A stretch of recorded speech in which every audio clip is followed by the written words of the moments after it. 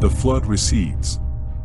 But God remembered Noah and all the wild animals and livestock with him in the boat. He sent a wind to blow across the earth, and the floodwaters began to recede. The underground waters stopped flowing, and the torrential rains from the sky were stopped.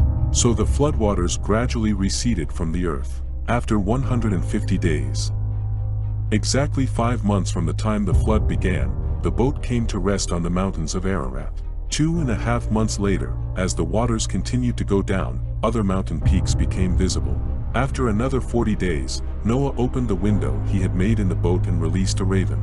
The bird flew back and forth until the floodwaters on the earth had dried up. He also released a dove to see if the water had receded and it could find dry ground. But the dove could find no place to land because the water still covered the ground. So it returned to the boat, and Noah held out his hand and drew the dove back inside. After waiting another 7 days, Noah released the dove again. This time the dove returned to him in the evening with a fresh olive leaf in its beak. Then Noah knew that the floodwaters were almost gone. He waited another 7 days and then released the dove again. This time it did not come back. Noah was now 601 years old.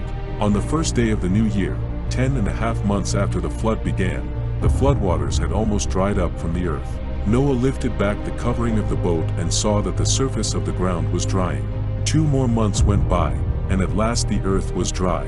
Then God said to Noah, "Leave the boat, all of you, you and your wife, and your sons and their wives. Release all the animals, the birds, the livestock, and the small animals that scurry along the ground, so they can be fruitful and multiply throughout the earth." So Noah, his wife, and his sons and their wives left the boat. And all of the large and small animals and birds came out of the boat, pair by pair.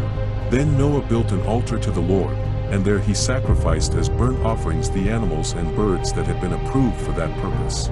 And the Lord was pleased with the aroma of the sacrifice and said to himself, "I will never again curse the ground because of the human race, even though everything they think or imagine is bent toward evil from childhood. I will never again destroy all living things.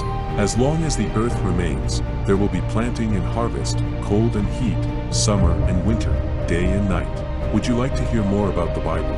I created a playlist where I am reading the Bible. Link in the pinned comment.